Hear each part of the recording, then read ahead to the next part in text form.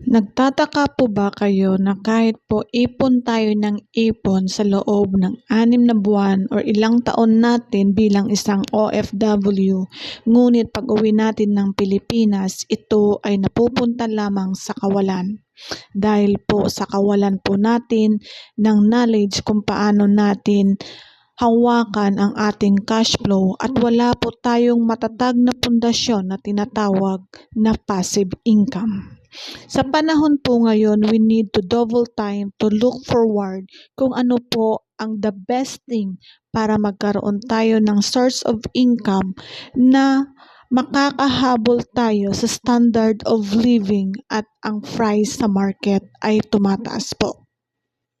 Especially this coming 2030, the high standard of living ay iba na po talaga. Not only one person having work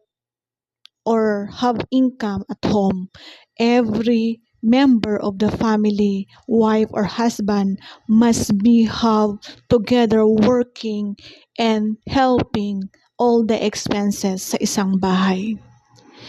Huwag po nating asahan ang ating salary dahil ito po, baliktarin man natin ang mundo, almost of the time ay hindi po siya sufficient doon sa mga needs natin to become a better living sa ating pang-araw-araw. So, as long na meron po kayong time, must build, study and learn kung ano pa po ang dapat na mga source of income na makakatulong natin sa ating pang-araw-araw na pamumuhay upang sabayan ang teknolohiya at hindi po tayo maghihirap at sumakit ang ulo natin sa ating pagtanda kung paano at kung saan tayo kukuha ng iba pa nating source of income